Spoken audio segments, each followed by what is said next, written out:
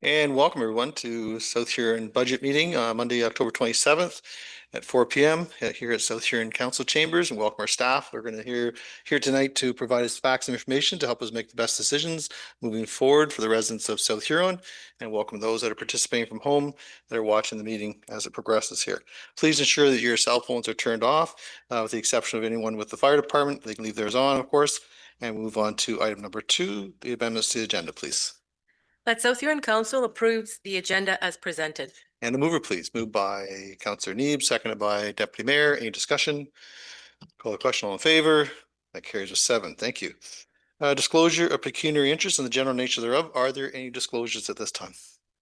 Not seeing any. Move on to item number 4 and turn over to staff, please. Thank you for the opportunity to introduce the draft staff municipal budget. As you know, our budget is a balancing act. On one side, the services, assets, and infrastructure a community relies on.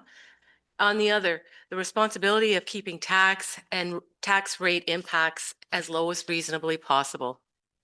Over all of this is the need to manage risk, because deferring one too many projects can increase life cycle costs, heighten service disruption risk, and may increase legal and insurance exposure if known deficiencies are left unaddressed. The stakes are high. We have prepared this draft with care, transparency, and a focus on long-term value for residents. This draft aims to maintain essential services at council-approved service levels, fund legislated obligations, and safety-critical maintenance first. Prioritize infrastructure renewal to reduce future costs and risks. Advance council's strategic priorities through staged, affordable implementation, and present options that respect affordability for residents and businesses. There are realities that shape this draft staff budget. The threat of tariffs, inflation and construction cost escalation. They continue to pressure operating and capital budgets. Aging core assets, there's roads, bridges, water, wastewater, facilities, fleet, fire. They require consistent reinvestment to avoid costlier failures later. Grant funding, although it remains steady and is valuable, but it can be uncertain. And projects are paced to be shovel-ready when the opportunities arise. Growth and changing service expectations also require targeted investments in capacity and customer service. Staff built this draft staff budget utilizing various council-approved plans and studies, and with a multi-year outlook to support council decision-making. Staff have based the reserve and reserve fund strategy similar to previous years, using 25% of previous year's reserve contribution for capital projects, and in addition, there's one-time dollars for one-time needs for operating costs, you'll see. The summary also notes that growth estimates only have been included, so moving forward, any changes will impact the tax rate increase required to meet the budget estimates. The final tax roll to be used for the 2026 draft is not typically received until mid-December. So the proposed total levy increase includes assessment growth, proposed tax rate increase, and increase in asset management levy. The Budget Impacts and Priorities title page in this budget package provides a summary of both the annualized and one-time operating initiatives included in the 2026 operating budgets, which impact the overall levy. There are still some items outstanding, such as the OPP policing costs, insurance, conservation authorities, and OMPF allocation. The OPP allocation has been estimated to the maximum allowable under legislation, and the OMPF, while anticipated to be increased following provincial announcements, has been kept to the base rate from last year. We are expecting most of the allocations to be finalized the middle to end of November. The goal of this budget is to provide sustainability over the long term, include investment and renewal in municipal assets. Collaborations and partnerships, as always, continue to be important. A well-managed budget process is foundational for sustainable community development and service delivery. This is our first draft staff budget with strong mayor powers. The first of 2 meetings where we will review both the staff draft 2026 operating and capital budgets. The budget process reference guide has been attached to this agenda, but this is a learning process for all of us. So please do not hesitate to ask questions regarding the process. Now I'll turn the floor over to Julia to go over the budget impacts and priorities page. All right, thank you, through the mayor. So you'll notice the budget impacts and priorities is laid out similarly to how we have done it the past. The top section is relating to annualized impacts on the operating budget. Then it identifies one-time initiatives and then capital impacts on the levy with the summary down below. So I'll just start at the top. So first, we've removed any one-time initiatives from last year is the $76,000 at the top. Next is the wages and benefits line. So this is a accumulation of impacts from grid step changes, benefits, 2% COLA has been included in this, a right sizing of the volunteer fire budget. So historically, we've seen that the volunteer firefighters budget is underfunded. So the actuals have been above what we budgeted. So this is just to correct that. And then it's offset by a draw from the working fund reserve for that volunteer firefighter right sizing. You'll notice a few of the impacts state multi-departmental. So the user fee revenues, repairs and maintenance, contracted services, supplies. So those are a combination of requests from managers and then an analysis of historical averages. They're laid out in more detail within the operating budget by department. We've included the max 11% cap increase on OPP policing costs. So the 11% is the $212,090. We've pulled 25% of that increase from the OPP stabilization reserve to help smooth out that impact on the levy. So then we have the repairs and maintenance multi-departmental impact, external transfers. So the Huron Shores Area Transit System and Kirkton Woodham Community Center. Those were included in the 2025 budget as amendments, but this is just to capture it in the levy moving forward. We have a transfer to reserve for OSIM reporting. So OSIM reporting is required every 2 years. Historically, we budgeted in the year that the OSIM reporting is required. And this is just proposing that we budget half of the cost in each year. So this is putting money into a reserve so that next year when it's needed, we only have to fund $13,000 and then pull the other $13,000 from the reserve. Next, you'll see the dog license program. Removal of that has an impact of $12,500 on the levy. Contracted services is an impact from multi-departments. There are some operational budget line fluctuations, mostly related to utilities.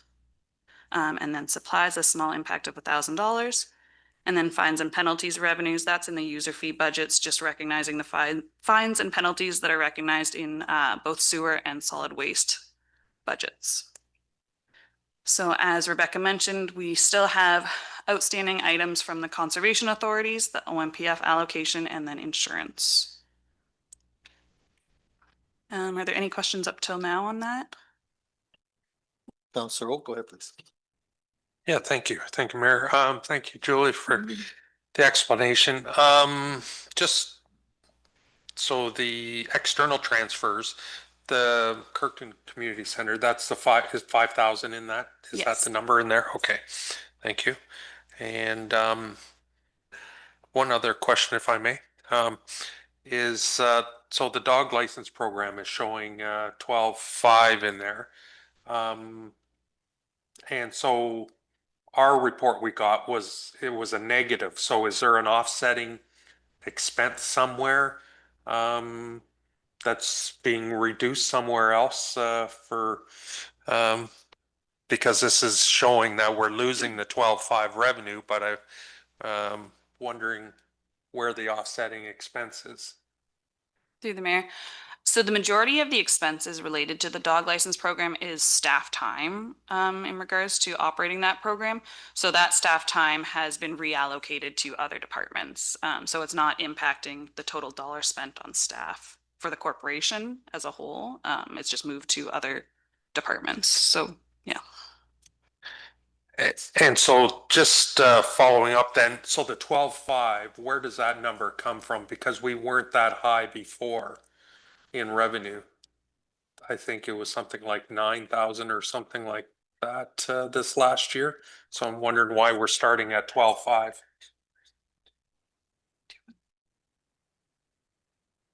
Through the mayor, the 9,000 would have been the actual revenue that was received versus the 12,500 is the budgeted revenue. Okay, thank you. Any other questions? Counselor Dietrich. Thanks to the mayor. Huron Shores area, that transit, 68,000. Is there a grant to cover that? Is that, or how was that left last year? I kind of forgot. Through the mayor. So the Huron Shores Area Transit System is actually $63,335. And last year it was pulled from the working fund reserve is how that was funded. Okay, thank you. Any other questions? Counselor Oak. And just one final in this section, the insurance, we haven't built any insurance increase into this budget at all, correct? Through the mayor, no, we have not. I've reached out, but they haven't been able to give us an estimate yet. Okay. And last year, I forget what the final increase was, something 10 or 11% or something like that, was it? No, maybe not that high. I'm hoping it wasn't that high, but that was the estimate that we had initially talked about. It could be as that high, but.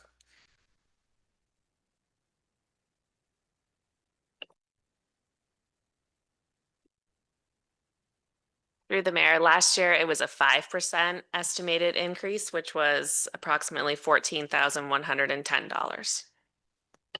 Okay, thank you. There's no further questions. We'll continue moving on. Go ahead, Julia. Through the mayor. So the next section is for one-time initiatives in the operating budget. We have included a transportation master plan for $50,000. And to fund that, we are pulling funds from the working fund reserve that there had been funds sitting in there from a past initiative or funds gathered to go towards a transportation master plan, and they were sitting in the working fund committed for a future transportation master plan. So that's why we've pulled from the working fund reserve for that. There are $38,000 included in the budget for the 2026 election, which we contribute to that reserve each year so that in the year of the election, we don't have to fund the entire thing through the levy. There is a carry forward for the DC background study as well as the zoning bylaw. Some repairs and maintenance one-time initiatives, one for the Stephen Arena compressor overhaul at $15,000, and then Exeter pool line painting for $9,545. And then a one-time increase to the supplies line for facilities for the South Huron Rec Center fire monitoring system installation. Are there any questions on those one-time initiatives? Any questions at all? Okay, not seeing any. Please proceed. The final section in yellow there is related to capital impacts. So we have an in-year capital increase of $360,285 for levy dollars towards the capital program. The next line is, the capital replacement reserve, an increase in the contribution to fire. So that is, last year there was an increase of $40,333 to the fire capital replacement reserve. This year, we've proposed that that increase is annualized, and that is just from looking at the forecast of fire capital needs and what is currently sitting in the reserve. We felt it was necessary to annualize that increase to the reserve in order to have the funds to have that capital program in place. The next is the capital replacement reserve 0.25 increase on the asset management levy, and that's $28,543. Are there any questions on that? Any questions? No. Please proceed. Oh, Councilor Oak, you had something. Go ahead. Just a question, and I'm not sure that we'll answer right now, but I'm just wondering, is it possible to do the transit system out of the working capital reserve? Pull it from the working fund reserve? Through the mayor. That would be an option, yes, from the working fund reserve, yep. Okay, thank you. Anything further? Okay, go ahead, Councilor Vaughn. Yeah, I'm just wondering if I can go back to that first section there under the operating. I do have a question that I'd like to ask. I'm looking at the wages and benefits, and I do see where we've talked about a number of things impacted this, which would have been grid steps benefits, 2% COLA, and adjustments we did to the fire department. And from the COLA, I think it's about $141,000 at 2%. Firefighters, 126,000. At least this is what I'm seeing when I went through the detail. I'm wondering if it's possible to get understanding of how much is attributed to step increases and how much to benefit cost increases. And I don't know if you'd be able to do that today or for our next budget. To the mayor, we'll bring it back because we haven't got any of the benefit increase necessarily from our benefits provider yet. We're expecting them in November as well. We can bring it back for the next meeting, knowing that the benefits might not be firm yet. Right, but I'm But we assuming. can do a breakdown. Yeah, I'm assuming for now, though, there is some sort of number in there for the There benefits. is, yeah. Okay, so next meeting would be fine. Okay. Can council provide a resolution for that, and then we could proceed with that then? Okay. I'll turn to the clerk to prepare the resolution.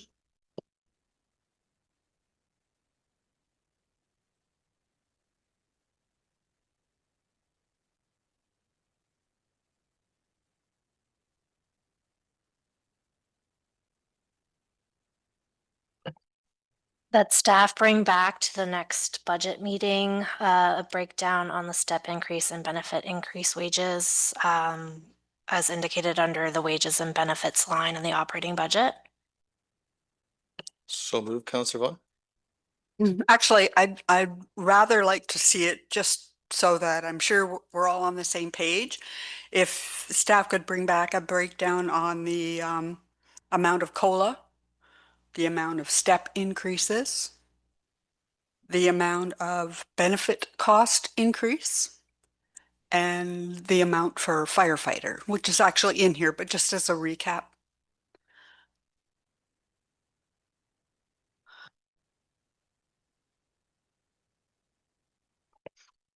That staff bring back to the next budget meeting, a breakdown outlining COLA, step increase, benefit cost increase, and firefighter increase is outlined on the operating budget line. So move, Councillor Vaughan. Turn your microphone on, please. Yes, and I am thinking that that would mean you'd be coming back with how you came up with the total cost estimate of 498,000? Through the mayor, yes, we would give you amounts for each. For each of the cost estimate and for the levy Each of impact? that, and then it would meet the total of 498 that's in here, yes. Okay, okay, yes, that's what I would like to see. I'll just have the Madam Clerk read that again so we know what we're voting on.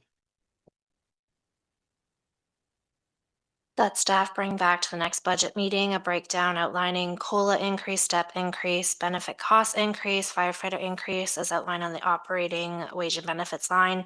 And that would indicate the cost estimate and how it brought to that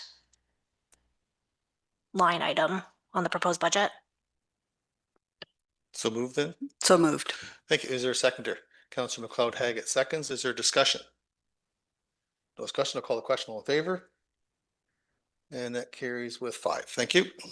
Next item, please. Go ahead. Through the mayor.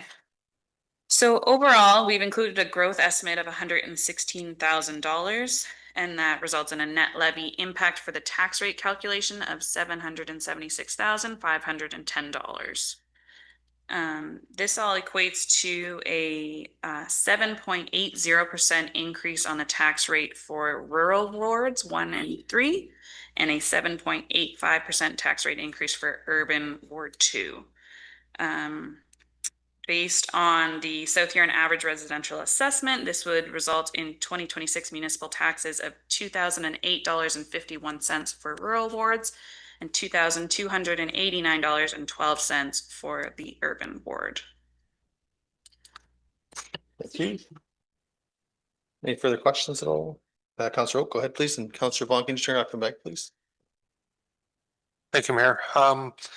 Just wondering if I could make a resolution to the Huron Shores Area Transit System to take that out of the working capital reserve to try to lower that tax rate. Okay, we'll have the Madam Clerk prepare the resolution here.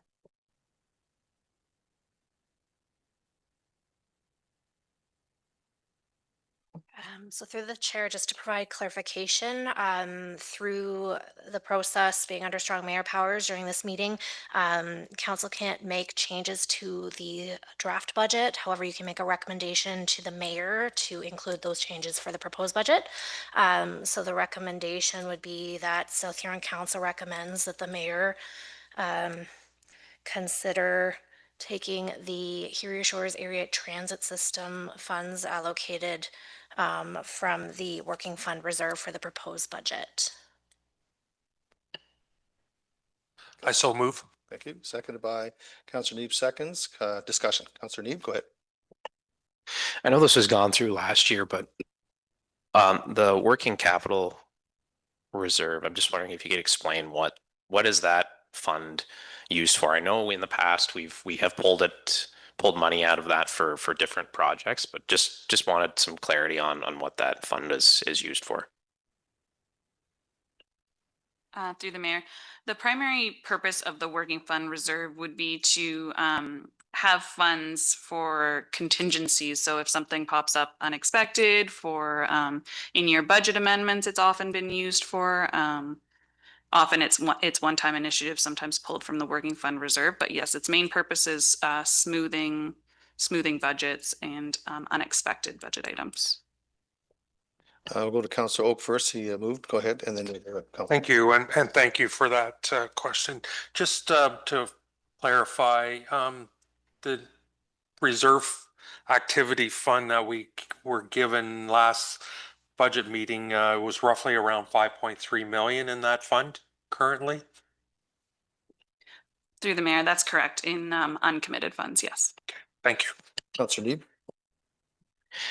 Is there any criteria set out for how much we need in that reserve? I know that there was one year, I believe there was a lot of interest that had gathered, and that we thought, okay, this might be a good time to pull some out. But is there any target or criteria?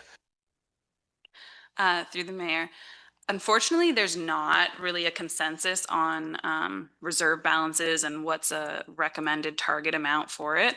We are hoping to do a fulsome review of our reserve policy next year, and hopefully can gather some more research on that and be able to provide a bit more of an idea. But I know we have sat in, I know Aaron has sat in on webinars related to reserve policies, and there's no real consistency on what is a good target to have. Okay, thank you. Any other questions? Not seeing any. We have a mover and a seconder on this recommendation. As there's no further discussion, call the question. All in favor? And that carries a 7. Thank you. Please proceed, Julia. Through the mayor. So next on the agenda is the 2026 staff draft budget. So this document is essentially a rolled up version of what we've historically referred to as the budget book. This is the format that typically goes in the budget bylaw. So we've included it here just because of the process change where there's timelines now and it's deemed adopted. It won't be adopted via bylaw. So we wanted to put this forward at the very beginning. But we'll go through the supporting schedules instead of this rolled up version. Are there any questions on that rolled up staff draft budget before? Any questions at this time? Please proceed. Okay, so moving on to the supporting schedules for the operating budget. It begins with the general government. Would you like me to go through the changes or just ask open to questions? Yeah, are there any questions? Counselor Vaughn. Yes, I have a question about under the corporate services, the taxation levy. I'm noticing that the 2025 budget last year was 11.7 million. And as at October 21, we've already got actuals of 11.8 million. And so I'm wondering how that is. Through the mayor. So that line in the budget includes the municipal general levy, but it also includes payments in lieu, write-offs, supplementals, and omits, which are all estimates. So that would be where the variance would come from here. Whether we haven't had as many write-offs as we're budgeted for, there's been more supplemental invoices issued, that would be where that variance comes from. Go ahead. And what's a supplemental invoice again? Through the mayor. So it is assessment that's been captured in year and then billed upon. So it's assessment that wasn't included in the final tax roll that we're creating the tax rate on. And it's basically catching up on billings of assessments. Thank you. Thank you, Counselor Oak. Just, thank you, Mayor. Just a question on the community safety well-being. Does it show up in this category, or where does it show up, the budgeting cost to that? Through the mayor, the CAO can correct me if I'm wrong on this one, but yes, it's included in the general administration. I believe it's in the supplies line. Yes, that's correct. Okay, very well. Any other questions?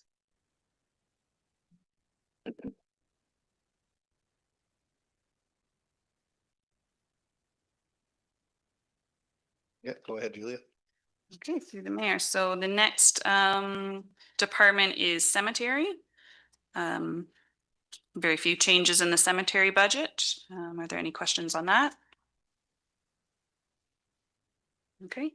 Next up is the planning and development.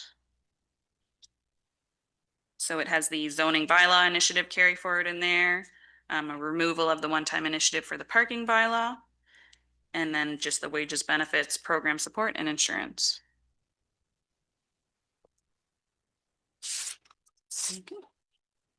Next up is the protection services budget. So this includes policing, fire services, building, bylaw, and conservation authorities. Policing is where you'll see the OPP billing increase. Fire services, the main change there is the wages, with the transfer from reserve being the pull from the working fund reserve to offset the wages and benefits.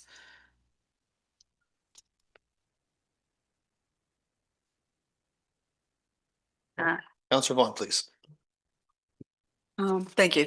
I'm just looking at the under fire services, the user fee charges are budgeted to go up to 30,000. Is that just to keep it more in line with what the actuals have been so far?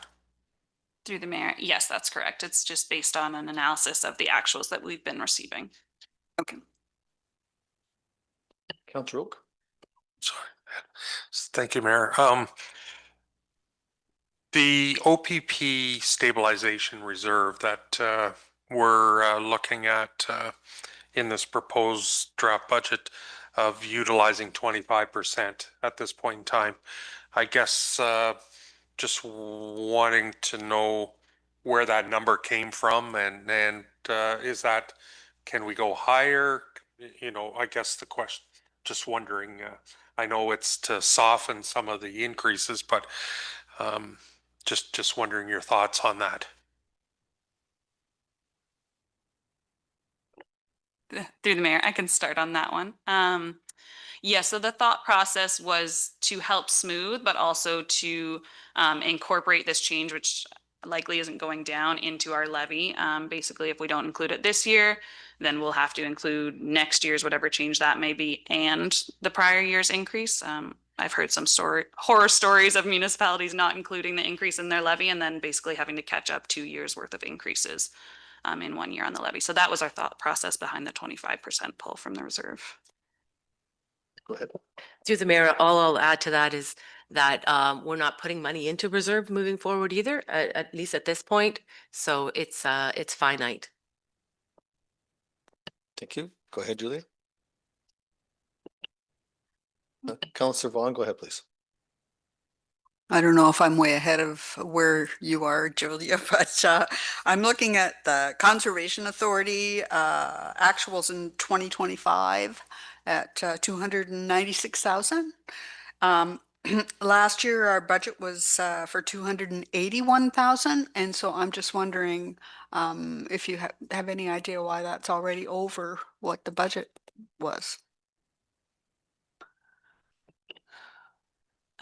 Through the mayor, I believe our budget was 312,558. True, our budget was, but when the Conservation Authority sent in the letter to tell us what the budget would be for last year, sorry, I should have clarified that, they were asking for 281,000. And so I'm not expecting you to have an answer like right here because that's a different piece of paper to look at. I'm just wondering how it is that the actuals are higher than what they actually asked us for last year. Through the mayor, and was that just for was that both the Asable Bayfield and the Upper Thames? This budget is for both of those. That might explain it right there. Yeah. Okay. Thank you. Go ahead, Julia. Oh, Councillor, go ahead, please. Just any question has there been any communication from the Conservation Authority as far as what they're potentially looking for yet? I assume they're working diligently on their budget right at the moment too. Go ahead, Councillor. I don't know if there's been anything communicated yet to the municipality, but last Thursday we had a budget meeting and moved to send out our letter outlining what the budget is just last Thursday. So it probably hasn't arrived yet. Coming soon. Ms. Masuda-Carlson? And through the mayor, we just received it now today. So. And any indication of what that number is? As far as an increase, I assume an increase. Councillor Vaughn, do you have an answer to that? Yeah, I did happen to bring that along today.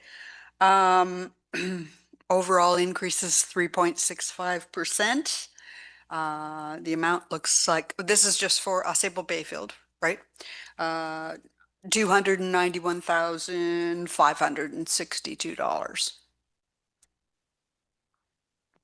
Okay, thank you. Go ahead, Julia.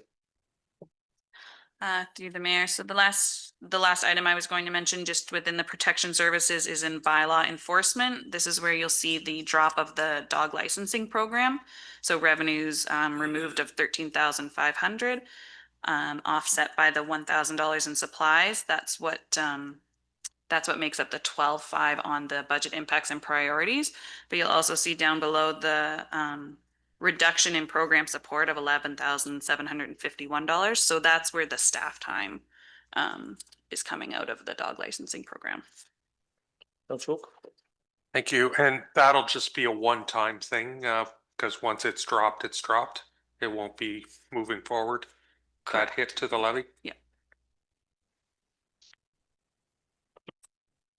Go ahead, Julie. Through the mayor. The next operating budget is for recreation and cultural services. The main changes here are the user fees, increasing based on historical averages in a couple different divisions, including parks and pools. And they've also increased the wages and benefits within the pools to account for the additional programming that's resulting in the additional revenues at the pool.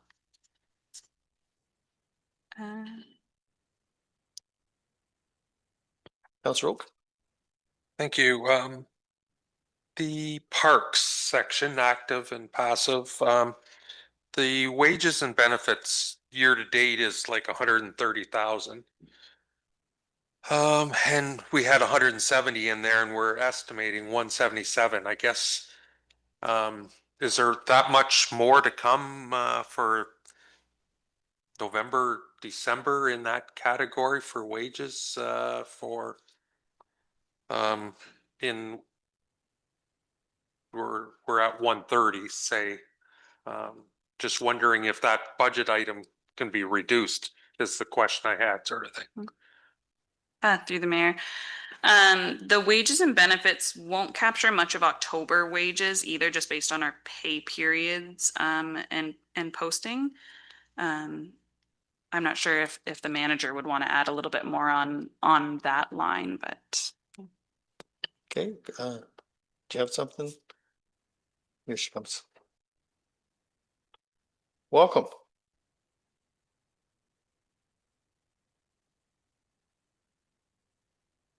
I can just comment a little bit on that. So in regards to the October timeframe, September, October, and November is kind of our shoulder season where we are closing off our parks, winterizing, and doing some maintenance prior to next year. So we do anticipate some wages coming through there for sure. Great, thank you. Okay, go ahead, Julia.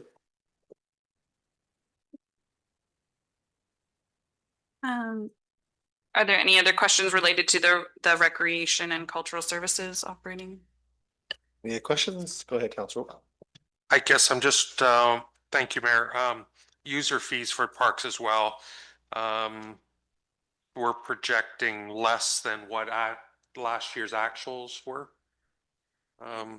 So I'm just wondering on that front, is there something that we got last year that we're not expecting next year? Through the mayor, this is just a historical averages calculation as well. Thank you. Any other questions? Go ahead, Julia. Oh, Councillor Dietrich, go ahead. Thank you to the mayor. You seem to have quite a few brackets here. Like you got Department of Culture, I'm assuming that's for the arena. Then you got parks and you got programs. Like you total all them up, them wages and benefits add up to quite a bit, but what kind of programs are we supporting here? Linda? So sorry, through the mayor. So just in regards to what programs we're offering, just seeking clarification on the question. Is that like what programs we are currently offering here in the municipality? Yeah, so we do have quite a large karate program that's very well attended. We are starting to increase some of our programming in-house. So we have quite a bit of pickleball programming. We added some additional dry arena pad programming this summer, like basketball and indoor pickleball. We also have hall walking too. So those are all paid for programs as well.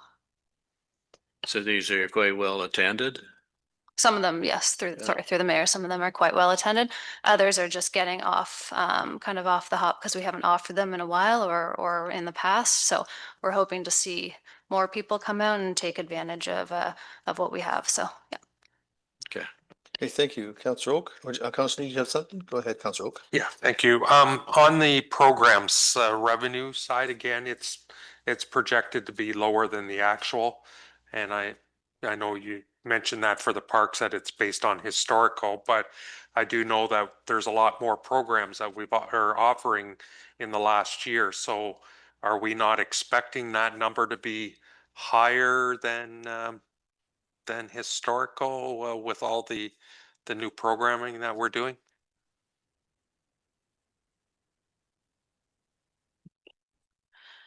Through the mayor. So we've mostly just tackled this based on a similar basis as others doing the historical average. I will say a large portion of the program's budget is related to the rodeo as well. So that will impact the averages. Councillor Deep, you had something? Yeah, no, just more of a comment. It's good to see that they're are some revenues too coming in for a lot of these programs. And I think that's something too we should keep in mind as council that a lot of these programs, recreation programs, are not big money makers, but at least we're able to offset the costs and provide community well-being with it. So I just wanted to highlight there's some significant money coming in from some of these programs. So Great. Go ahead, Julia. Through the mayor, the next operating budget is for transportation services.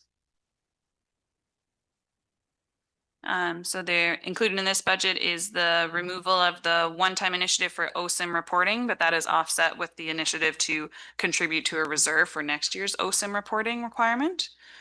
We've removed the one-time initiative for the active transportation grant that was included in the 2025 budget. And this year there's a one-time initiative for $50,000 for the transportation master plan. There is an overall 50% increase to repairs and maintenance in the transportation budget. This is to ensure that the fleet remains reliable, efficient, and safe while addressing rising costs and aging equipment. There's a $69,597 increase to repairs and maintenance costs related to the cost per ton for gravel and dust suppressant. This budget is where the 0.25% increase for the asset management levy has been attributed. And then overall wages and benefits, program support, with a note that insurance costs are unknown. Great, thank you. Any questions? Please proceed. Oh, Councillor Dietrich have something. Thank you to the mayor. I got a question for Shane. Some of the roads are a little bumpy in the spring, they're a little bumpy in the fall. My question is there enough gravel on the roads that you can have something to work with? Welcome, Shane, whenever you're ready.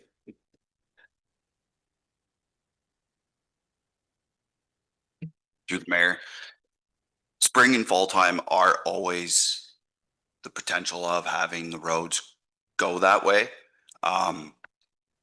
From the past, we had to put less tonnage on, so there was less impact on the budget. And realizing that, that's why in the last 3 years, we've been trying to build that back up, because with the price of gravel going up and trying to get our tonnage back up to the 30 to 32,000 ton, we're starting to see a bit of that ripple effect come through. So once we can get our tonnages up, I do believe that the road should be in a better condition. Okay. I kind of wondered if you don't have anything to work with, it's kind of hard to do your job. So maybe that should be looked into too. Thank you, I'm Councillor. not criticizing you.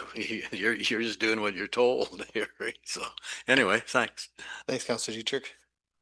Anything else? Councillor Oak. Yeah, just wondering of the winter control. We're looking at salaries going up close to 30,000 versus last year's budget. And I guess I'm just wondering is the reasoning that we're looking at that number bumping up when actual was 277 now. I know this goes until the end of December and who knows where that goes. Last year was a disaster the first week of December, but we do have a winter control stabilization reserve that's got 600,000 in it as well.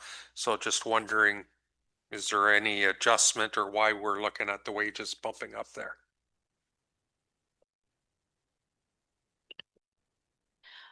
Through the mayor, I believe that is an adjustment related to seasonal OMERS impacts on the budget.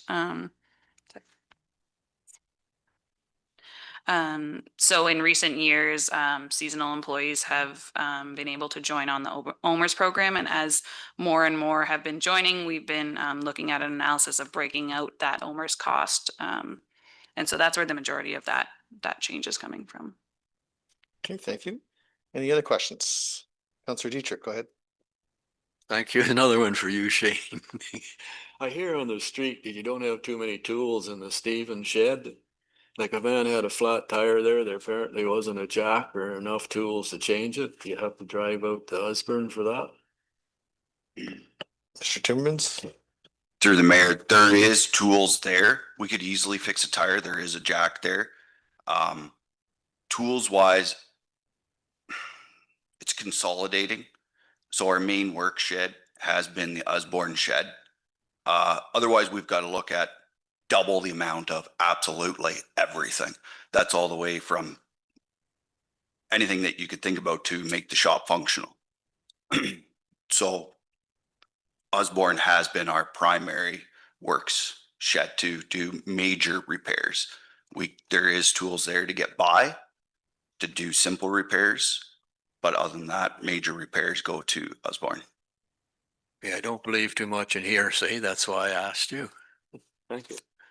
Thank you, Mr. Councilor Dietrich. Thanks, Mr. Sherman. Any other questions? Councilor Vaughan. Thank you. Under, again, the winter control, repairs and maintenance, that's from a budget perspective, gone up 25%.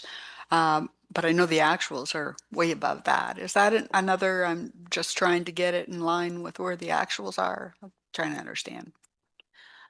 Through the mayor. So this the overall increase to repairs and maintenance for transportation came through a request from the manager in order to meet the actual requirements for repairs and maintenance. And then we looked at the various divisions within the transportation to try to determine which divisions seem to have the need for the repairs and maintenance increase the most. And that's kind of how that was determined. Okay, thank you. Okay, thanks. Okay. Go ahead, Julie. Okay, so the final department for operating is environmental services. These are user fee budgets, so they don't impact the levy, and basically within each division, any surplus or deficit is either transferred to or from the reserve for that division. So we have overall in the department, fines and penalties revenues have been adjusted based on an analysis of the historical actuals. So that was impacting the sewer and solid waste divisions. There is an increase to repairs and maintenance costs due to a rise in prices in recent years. We have increased utilities, specifically in the sewer division, based on an analysis of actuals as well. The contributions to the capital replacement reserve have been adjusted in accordance with the past Watson study recommendations. We have updated the solid waste contracted services budget line to reflect changes in billing from Blue Water Recycling Association, and then just the wages and benefits changes in program support. Thank you. Any questions? We're not seeing any. Go ahead. Through the mayor, that is the end of the operating budgets. Great.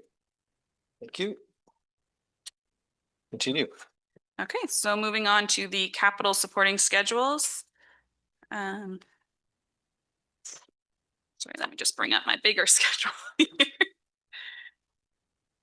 So first up on the 10-year capital forecast breakdown, we have general administration, 2 projects included this year, the town hall roof replacement and the town hall AC replacement. Any questions? Go ahead, Councilor Oak. Sorry. Just getting to that point. Thank you. Just a question on the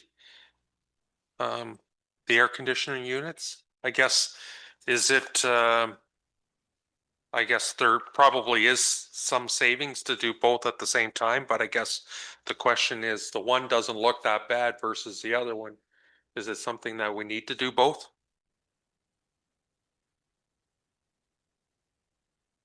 I'm just asking because yes, it's 15 years old, but the other one is a lot older. Whenever you're ready, Amanda.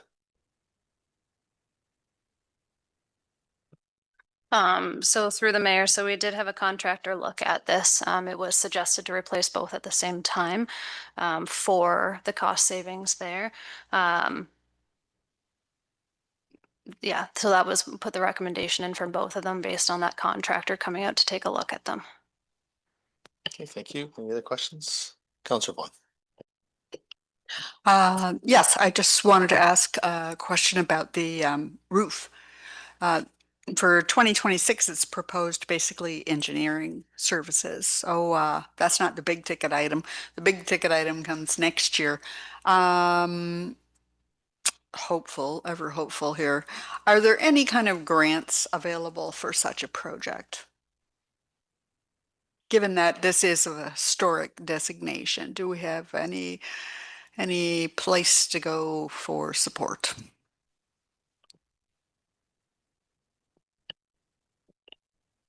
Through the mayor, that would be something we could definitely look into. Off the top of my mind, there's nothing that I can think of, but And through the mayor, so with the engineering company, you can also ask them if there's any, depending on who we go with too. It could be something as part of their scope to look into. They may also be aware of some, having worked on these similar types of projects too, so. Well, that would be a good idea. Yeah, that's great. Thanks. Thank you. Any other questions, Councillor Oak? Yeah, just for this year, the engineering, I guess the question I have is, we're using the general admin capital replacement reserve for a portion of it. Again, there's 585,000 in that reserve. Is it possible to use the full amount to cover this? through the mayor. Yes, so we have just pulled 25% in accordance with what we have done historically. You could pull more. I would say with the caveat that there's not enough to actually then do well, there isn't enough as is anyways to do the roof replacement, but No. That would just be something to consider. And that would just, no, what I was looking for this year to cover this year's cost.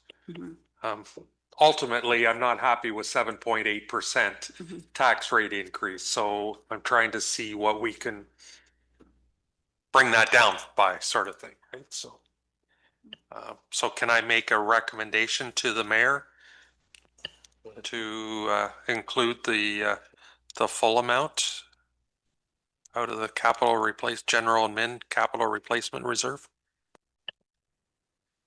Madam Clerk will prepare that.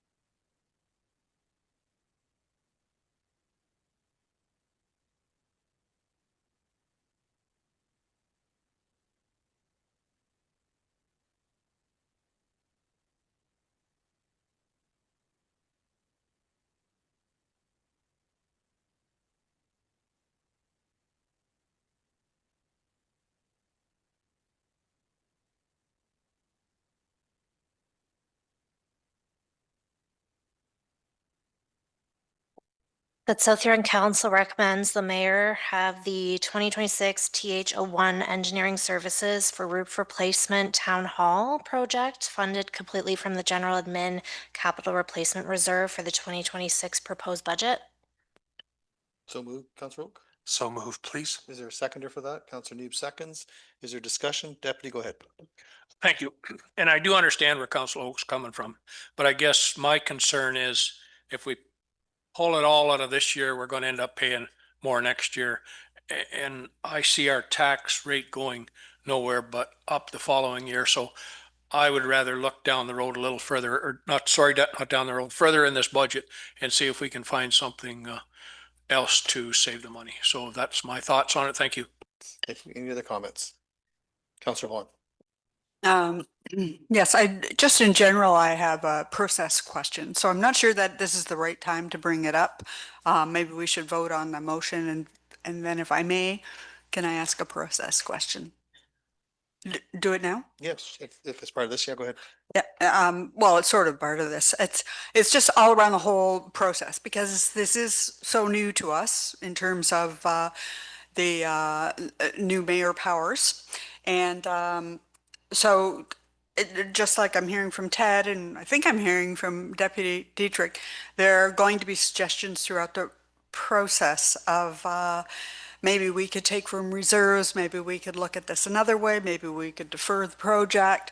Are we, as a process, are we supposed to be doing that at this meeting, or at a subsequent budget meeting, or even if we don't do it at this meeting, can we do it at a subsequent budget meeting, or even when the mayor's final process for his budget is presented? I'm just trying to get a sense of how should this be working? Are we going to have to do a motion every time, either at this meeting or at another meeting? Go ahead. Through the mayor, I can start and then I'll have our clerk just correct me if I'm wrong. But you're more than welcome to and able to do it through the mayor at this meeting. The mayor, when it's time for him to release his budget, he can make some of the decisions as well. And then after that, it would be council. Then it'll be in council's hands. And then that's when the amendments are. As far as the draft staff budget right now, council can't make changes to it. So that's why it's through resolution. There will be a different process for the amendment period. And there will be forms to fill out and meetings if necessary between council members and the treasurer and myself to try to kind of figure out some of these other options. That's more to come, but at this point as well, we don't have all the information.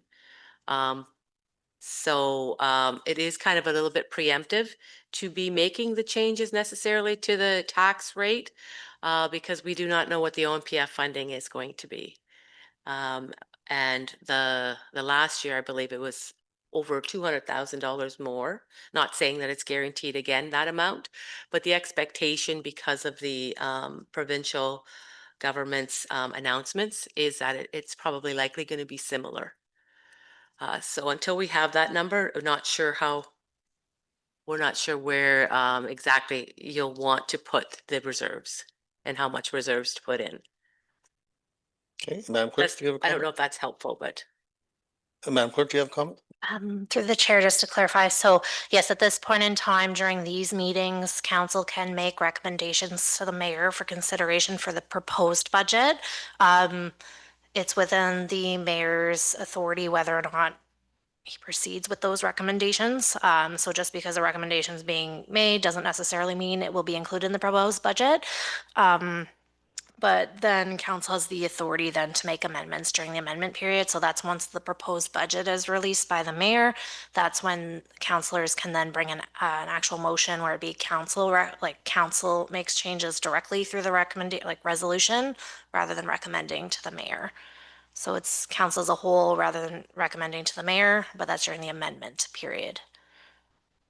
This is the rules we face. Councilor Oak. Yeah, just a couple points. So Rebecca, you mentioned that the OMPF might be maybe similar. Do you mean similar as far as an increase or similar as far as equal to what we got last year? There's a difference.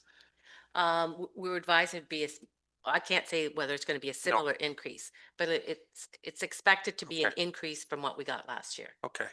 So, so even if it were a couple 100,000, I guess that would bring us down to maybe 3% increase or 4% versus 7 or 8%. So, it's still going to be significant if there was an extra 200 that was going against the levy, correct? Should that be the case? Yeah.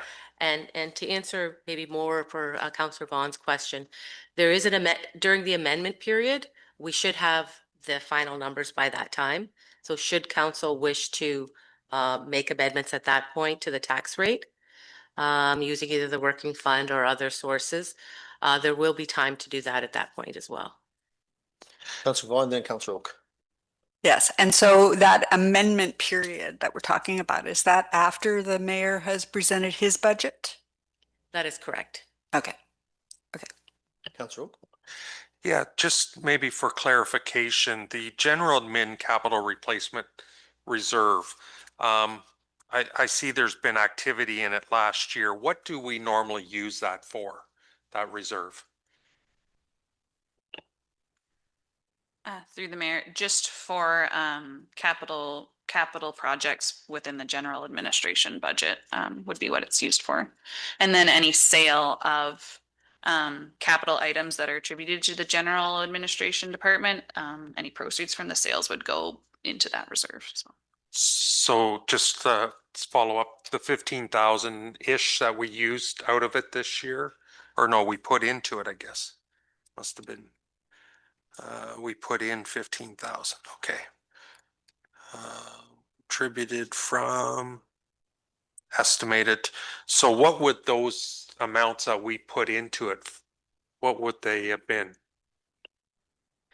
Through the mayor. So similar to all the other departments, each year we contribute a certain amount to the capital replacement reserve. I believe it's around $47,000, I want to say, for the general admin. Yes, $47,566 is included in the budget every year to go into that reserve. So the schedule you're seeing would have been at that time how much had been contributing, and then any difference would just be the sale from capital items. So that 47,000 that we're putting in there isn't going towards anything. It's just building that reserve up each year by the 47,000, unless we use it for a project or something. Is that correct? Yes, correct. Okay, so we have a recommendation on the floor. If there's a mover and a seconder, there's no further discussion. I'll call the question. All in favor? Oh, sorry, Councillor Vaughn, you had something? I'm just wondering if we could read that recommendation Very well, again, yeah. please. Lot said. That South Huron Council recommends the mayor have the 2026 TH01 engineering services for roof replacement town hall project funded completely from the general admin capital replacement reserve for the 2026 proposed budget, moved by Councillor Oak, seconded by Councillor Need. No further discussion. Councillor Need, you got a question? Sorry, and I know it's been going back and forth a little bit, but Councillor Vaughn mentioned grants. There is the Canada Cultural Spaces Fund that's available through the federal government, and I don't know, from just my quick reading, I think we may be eligible, but it's a highly competitive program. But I think given that this is a heritage designated building and it's been in the community for over 100 years, I think it could be worthwhile at least looking into to see if we can maybe offset some of the costs. I know it's, we're talking about a mansard roof and the clock tower as well. It'd be nice if we could preserve that, or at least sympathetic improvements to that to ensure that that clock tower is viable. But again, I don't think, again, it's highly competitive, but that could be an opportunity. So. Thanks for looking that up, Mr. Need. Any other questions at this time? Not seeing any. We have a mover and a seconder. If there's no further discussion, call the question. All in favor, and that carries with 7. Thank you. Next, go ahead, Julia. Through the mayor. Building services is the next department on the 10-year capital forecast. There are no capital projects within this year, just the one out in 2030. Following that is emergency services. The first project up there is the Dashwood Fire Station continuation. There's the annual PPE replacement program, replacement of the tanker at the Exeter Station, air cleaners and an air compressor and cascade system for the Exeter Fire Station, and then a CBA and PPE washer. Okay, any questions, Councillor Oak? Yeah, thank you, Mayor. Just a question on process, I guess. The Dashwood Fire Station was in the budget last year. Can you explain why we put it back in again? All these projects that we don't, because we do a carryover at the end of the year report as well. So I'm just wondering, can somebody explain why we put it back in the budget again each year? Through the mayor. Any carry forward projects that we know at this time that are going to be carry forward projects, we try to capture in this just to give a better overall picture of the capital projects going on and the spending that we anticipate to happen in the year. That being said, yes, we do a special report closer to the end of the year of projects that are known to be carry forward. So that may include some additional projects that aren't in this list or vice versa. Thank you. Any other questions? Councillor Oak, go ahead. And thank you for that. Just wondered why.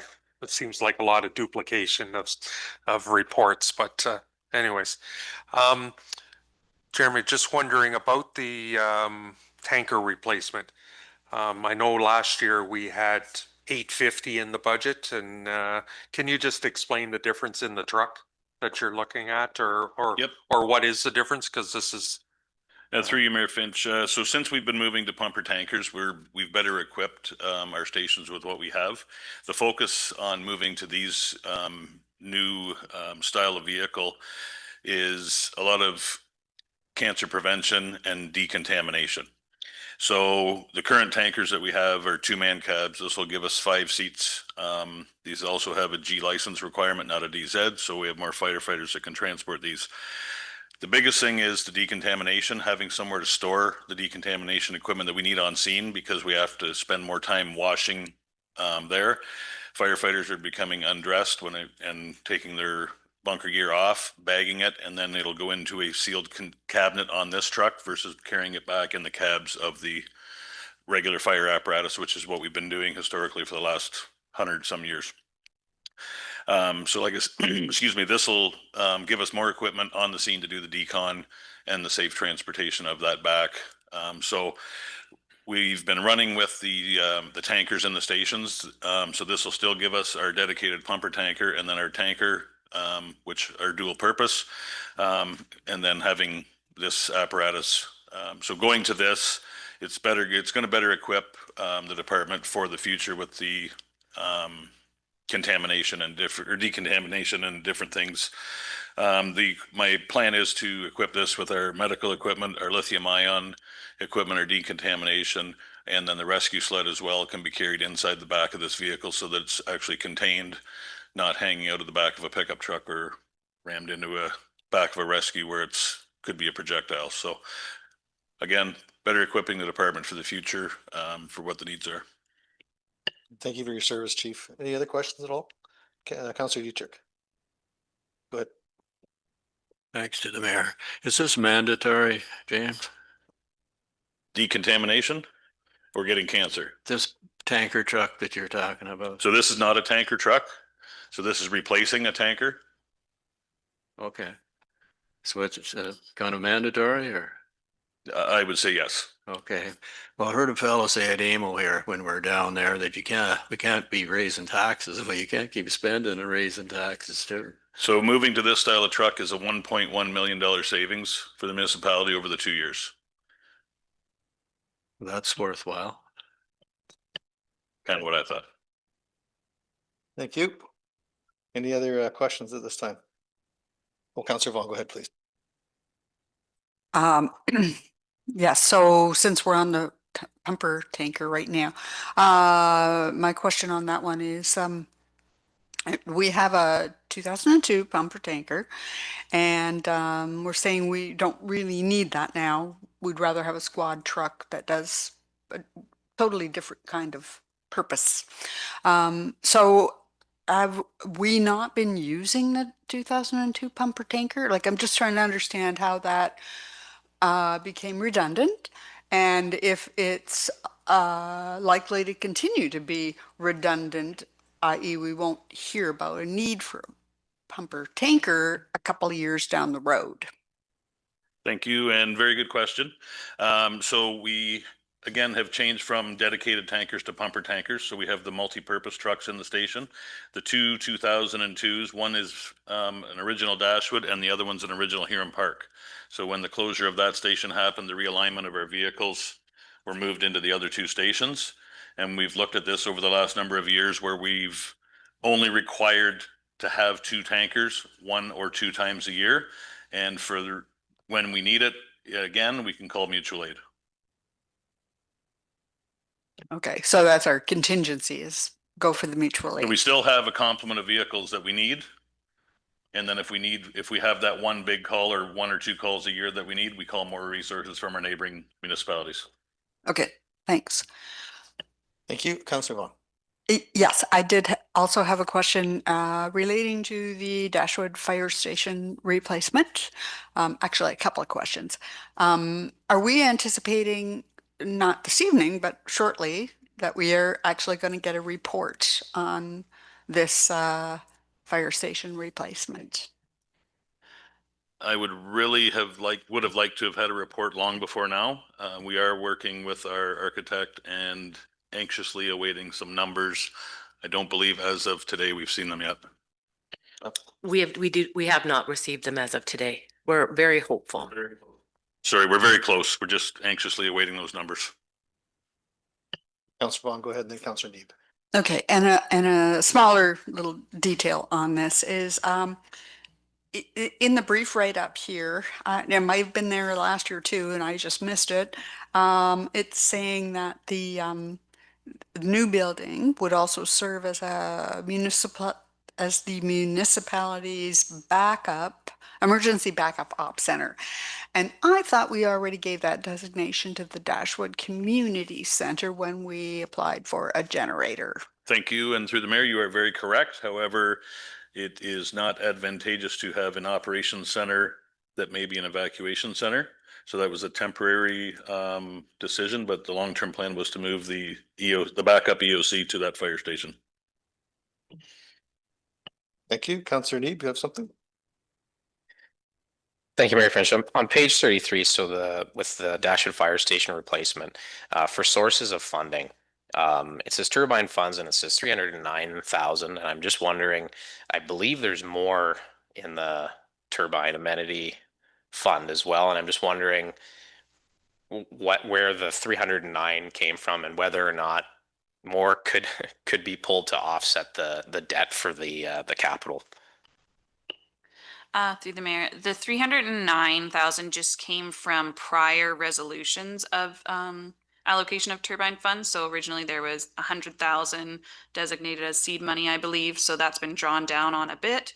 And then another resolution to pull funds, I believe, from the working fund into the capital replacement reserve for this project. So that's where the 309,000 came from. But more could be, say, pulled out of the wind turbine amenity reserve that we have. Through the mayor, there are available uncommitted funds in the wind turbine reserve. And through the mayor, there is a meeting set for the wind turbines as well. Okay, thank you. Go ahead.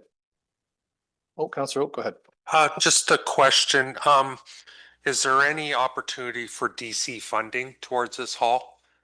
Or taking money out of the DC reserve for a growth component?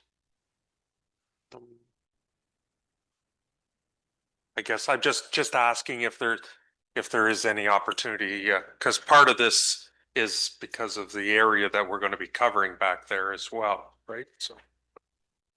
Through the mayor, I haven't sat in on recent DC meetings, so I can't talk to those details, but I do know that it's definitely only limited to the growth component of the project. So I'm not sure how much of this project they've designated growth versus replacement of like for like, but the CIO may be able to build on that.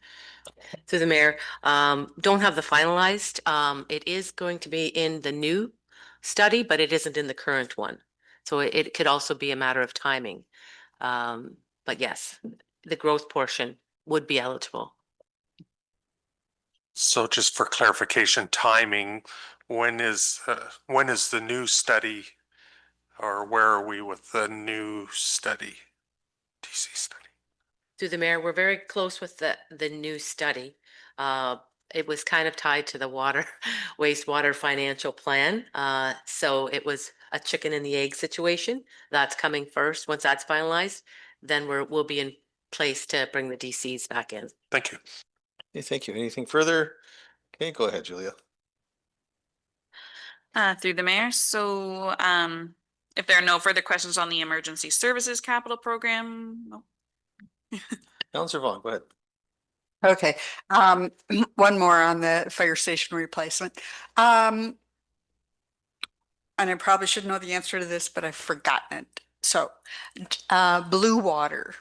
There isn't any kind of component on here for Blue Water, and I'm wondering, again, refresh my memory, why is that?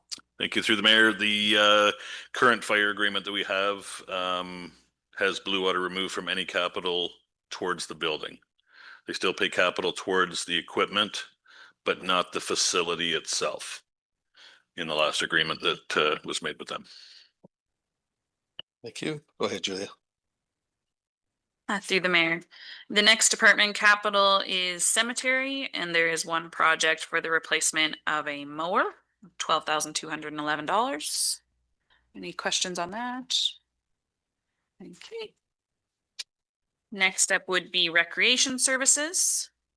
There is the continuation of Port Blake, a Crediton water heater, 2 water heaters for the Stephen Arena, South Huron Rec Center Arena floor upgrade engineering, Stephen Arena flooring replacement, South Huron Rec Center concrete work, Dashwood Community Center AC unit and furnace replacement, South Huron Rec Center parking lot resurfacing, the engineering, South Huron Rec Center sound system replacement, Centralia Pavilion, McNaughton Park Trail resurfacing, South Huron Rec Center access control, library floor replacement, and a Kirkton Woodham Community Center electronic message sign.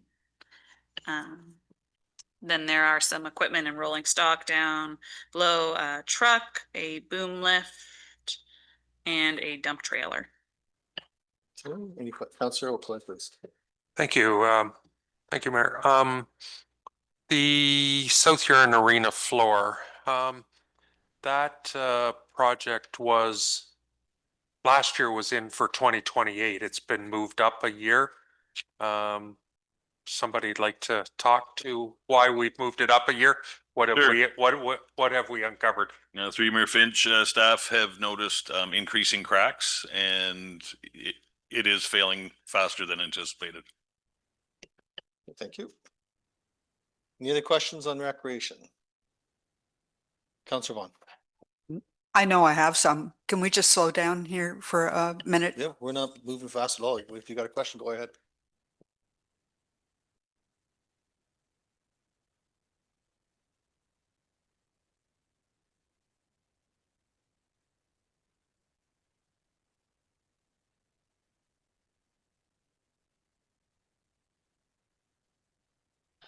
Okay, I'm just I'm looking at the Crediton water heater, and generally speaking, I don't have a lot of knowledge about commercial water heaters, but when I look at the price of this versus home water heaters, and I think in terms of how often the Crediton community center is actually used, I'm just wondering if we've looked at any opportunity to rent versus buy, and if we've also looked at size compared to need. She's not coming down, so I'll take that. So the need for the size of the water heater, if there is a function going on, you've got 2 bathrooms being used, and if you have a kitchen being used for dishwashing and stuff like that, that unit was sized for the capacity of that building, and its replacement is like for like. Okay, thanks. Councillor Oak. Thank you, Mayor. The concrete work at the rec center. Disappointed that we're already having to do the front concrete work. That's only like 3 or 4 years old. Is there any warranty at all with that? Through you, Mayor Finch. So not only the front doors, it's around the exit doors as well. This was installed as per the engineer's specifications. And no, there is no warranty. Okay. Any other questions?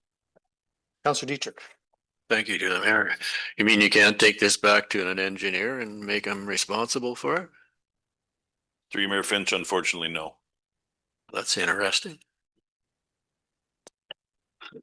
Deputy, go ahead. Thank you. Just a question on the South Huron sound system replacement. Is there any possibility of getting some outside help, like maybe the Hawks or someone else? Minor hockey. I'm just checking. Just a thought. I'm going to defer that one to the manager since she's the point of contact with those user groups.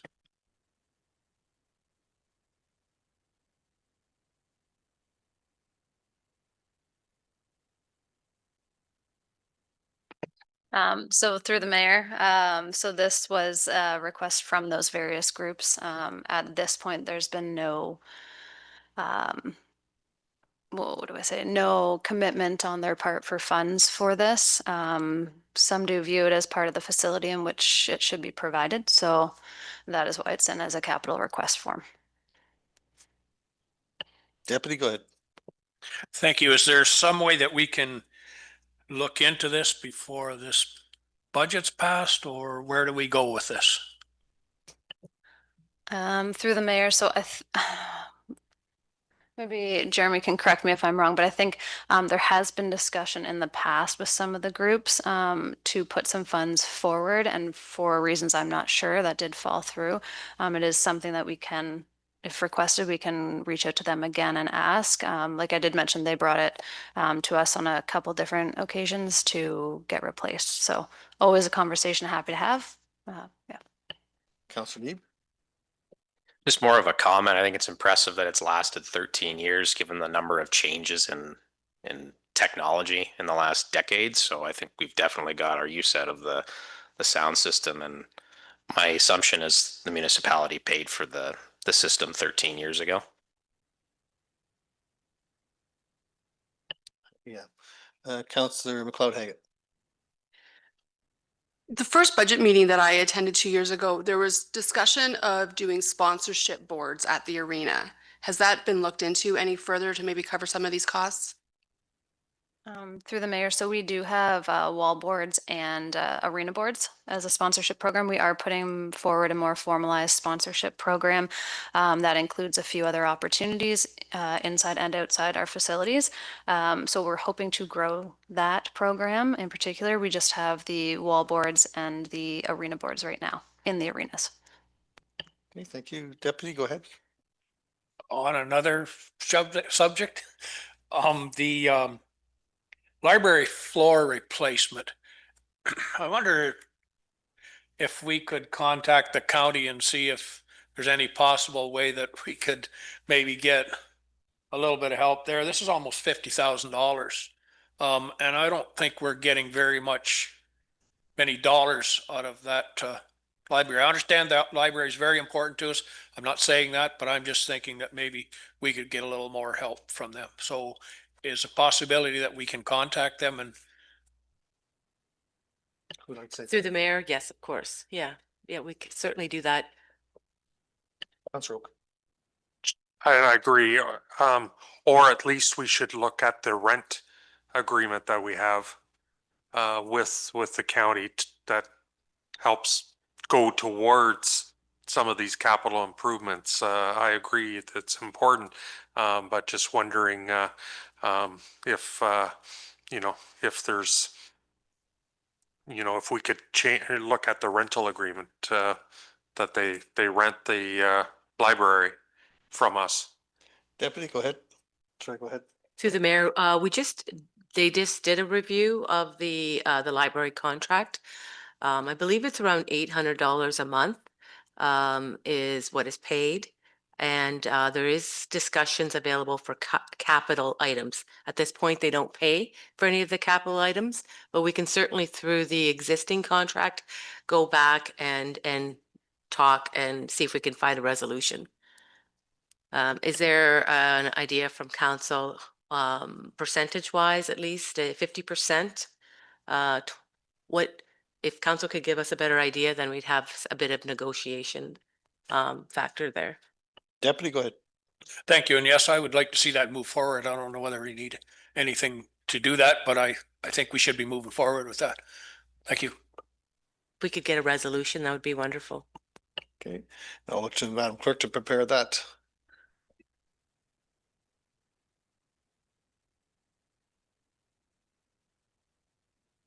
And just for clarification, like a 50% cost sharing. Okay.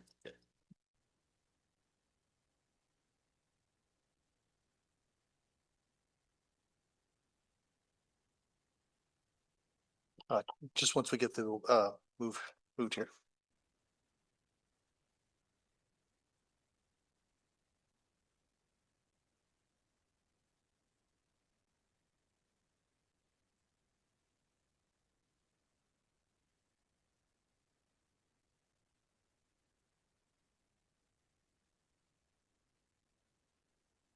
That staff reach out to Huron County for funding support for the library floor replacement project 2026 CS 12. Do you want more detail there, Deputy, or? Sorry. To request 50% cost sharing for the library floor replacement project. So that staff reach out to Huron County to request 50% cost sharing for the library floor replacement project 2026 CS 12. Deputy, so moved. So moved. Seconded by whom? Councillor Oak seconds. Is there any discussion? Councillor Neem now, go ahead.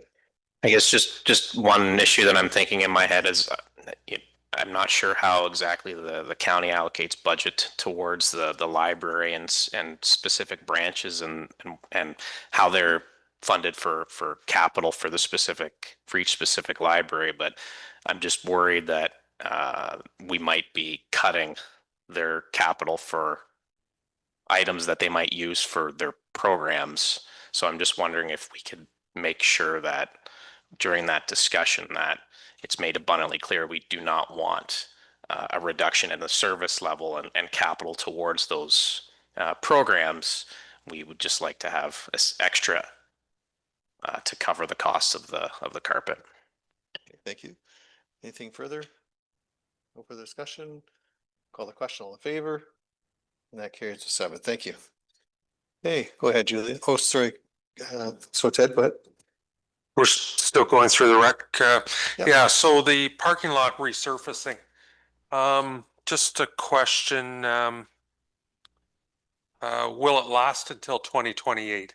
I guess is the question I have. We're doing the engineering this year, and with the idea of not doing it until 2028. I guess just asking the question because I know there are bad areas in that parking lot. Through the mayor, so confidently can say some parts will last until 2028. The plan for this year, with the help from our roads friends, is to cold patch some of those spots to help us get through the year. It is deteriorating. It has some really rough spots in there. You're absolutely correct. We have a bit of a plan this year in the hopes of getting the engineering done to be able to do the project right and then do the project. So sorry, that may not be the most definitive answer, but yeah, it's kind of where we stand on the parking lot. Okay, thank you. Anything further? Councillor Vaughn. Thank you. Yes, I have a question about the South Huron Rec Center area arena floor upgrade. Okay, this is just about engineering for this year, but next year is a $1.2 million project. And the BCA report said that this would need to be done within 8 to 10 years, but it's been pushed up to more current years. And there was a statement here in the write-up that there were ongoing concerns that water may be seeping beneath the surface, freezing and expanding, further aggravating, which I'm thinking that's the rationale for moving it up. Through the mayor, so you are correct. So staff noticed this year some more significant cracking. I tried to take the best pictures I could there. They have sealed it kind of like what we do with the wading pool, but the wading pool doesn't deal with the hot and the cold. So we've sealed it up the best we can this year. We haven't experienced anything quite yet, but that is the reason for moving it up, just seeing the deterioration happen a little more and a little more each year. Okay, so have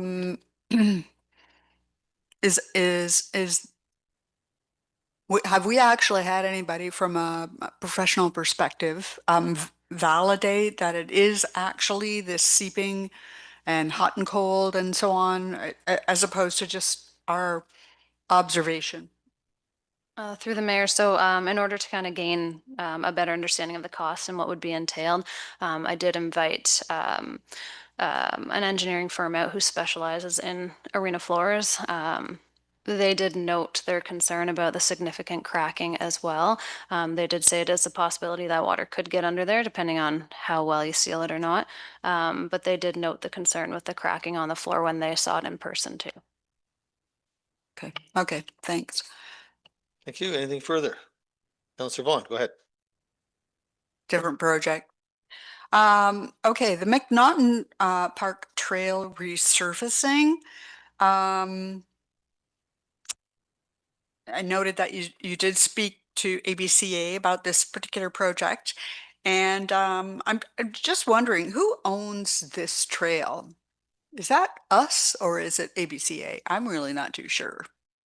Through the mayor, so my understanding, so if you can visualize it, the top parking lot down to the lower parking lot is what we maintain and we look after. And then that little, for lack of a better term, kind of jut out to the bridge that goes over the water.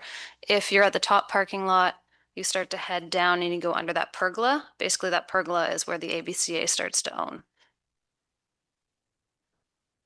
And were we looking at doing the whole piece, like the ABCA piece and our piece? Through the mayor, so at this point, we're looking at doing our own piece, but I have been in contact with a representative from the ABCA. It makes sense to do it together, so they know that it's on our radar. They get quite a bit of washout underneath that pergola as well too, so it is on their radar to discuss amongst that group to see if they want to kind of jump in on our project too and get it all done at one point. The price in there does not include that section though. Oh, okay, it's just our section. Okay, okay. Thanks. Thank you, Councillor Oak. Thank you. Just on that that topic, is there any grants, accessibility grants or anything like that? Because I know that's part of this as well, make it more accessible. Is there any grants that we could look at? Through the mayor, not off the top of my head, but with all of our projects, it's kind of something we always keep on our radar to look for and be kind of mindful. We do have also a rec director group that is very good to bring to folks' attentions any grants that they apply to too. So it's definitely on our radar once the projects get approved to make sure we're looking out for grants too. Special calls. Through the mayor, this could also be something that the Parkland, Cashew Parkland Reserve may be considered to be used for as well. Okay, thank you, Councillor Oak. And sort of bounce off with the Huron County Accessibility Committee, see if there's any ideas as far as Julie or whoever, as far as width and, you know, those kind of things to make it, make sure we do something that will meet that criteria. Okay, anything further? Councillor Vaughn. Yes, I have a question on the electric tow behind boom lift. That's a new piece of equipment, something we've rented in the past, I guess. And so I see that the price for that would be 38,000 about. And so my question is, in the terms of rentals that we're doing now, what are we paying for rentals? Like, I'm looking for the cost benefit. So through the mayor, so the last couple of rentals we have done, just to kind of outline, there is a delivery fee.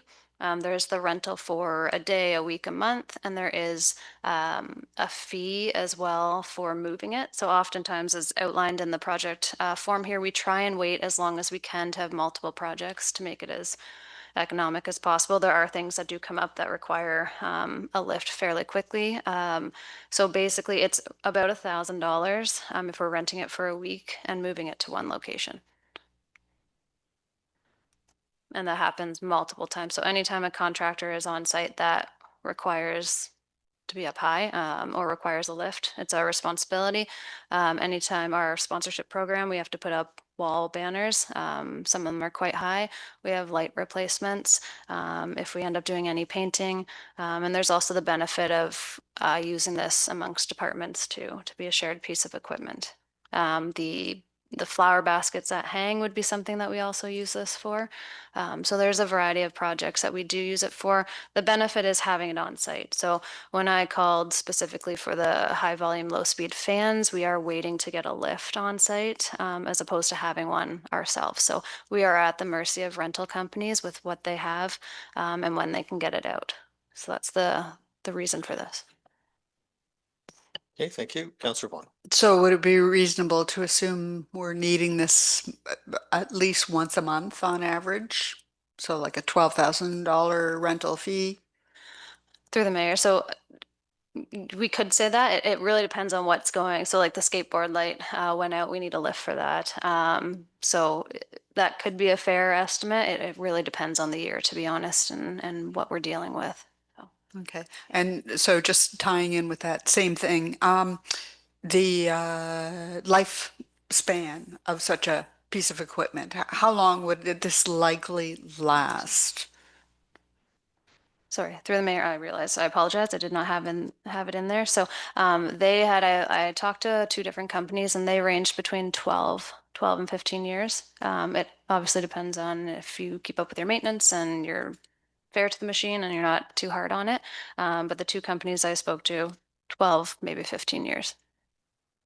Thank you, Deputy. Thank you. The inspection timing, does it have to be done once a year? Sorry, sorry, can you say that again? Sorry, does it have to be inspected once a year for use? The electric tow behind? That is my understanding that there would be an inspection for it. Thank you.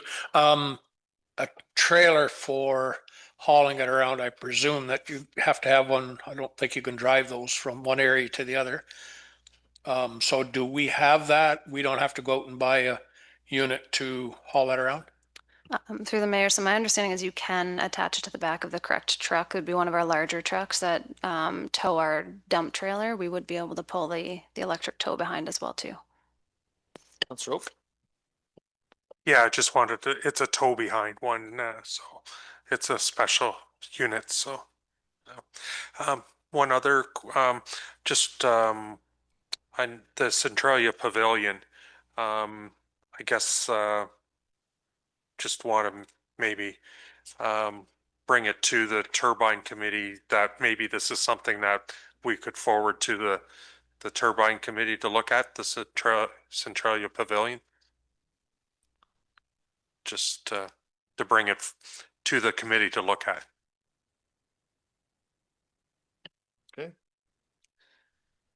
Anything further? Councillor McLeod-Haggett. When we were talking about the Exeter Dog Park a while ago, I had brought up that we need to look at the other assets that we have within our municipality. So looking at the Centralia Dog Park, which you guys are doing a fantastic job on. The residents are quite pleased what's going on there. The Crediton one though, Rebecca, I had talked to you a bit ago about it and the repairs that need to happen at that one to bring it kind of back up. Has there been any conversations with ABCA on what can happen with that one? So maybe that's something that the wind turbine could also be considered for, to bring it back up to kind of standard of the repairs that need to happen there. I think at this point we can connect with ABCA and take a look. We have an MOU with them, so we have some responsibilities and they have some responsibilities, and we could take a look and see what needs to be done. Okay, thank you. Councillor Oak. If we're done with rec, I would like to say that we could maybe stop here. We're about halfway through. I guess that'll be up to council to decide, but I was just thinking we're only halfway through the capital, and I guess just wondering if this is a good spot to stop. Well, I'm not so sure we need to stop. I'm just wondering if council wants to stop. We could use the time to continue on. It's up to council, but the 3-hour meeting, if we want to use all 3 hours. Is there a need to stop, I guess? In the past, we've stopped partway through and so that we could get some information from what we've requested before to bring to the next meeting and carry forward, but that's council's decision. Deputy? Thank you. And I don't have an issue with doing that. There's a lot of numbers going through here. There's a lot of, and I know we've done it at home, but it's still a lot different sitting here and getting everyone's discussion on it and putting that through your mind. And all of a sudden, we still got a long ways to go here. So I'm in agreement. If the rest of council is interested in stopping, then I'm good with it. Thank you. That's up to the rest of council. Any comments from the rest of council? Councilor Vaughn? I would agree. There's an awful lot to digest from what we've seen so far, and actually did get through all of this time on the weekend, but it was rather rapid, and I wished I'd had more time to reflect. Okay. The consensus to do that, we'll have to move on to the adjournment then. Mr. Sue Colson? The South Huron Council hereby adjourn at 5:40 PM. And moved by Councilor Oak, seconded by Deputy Mayor. Any discussion? A question on the favor? And that carries with 7. Thank you.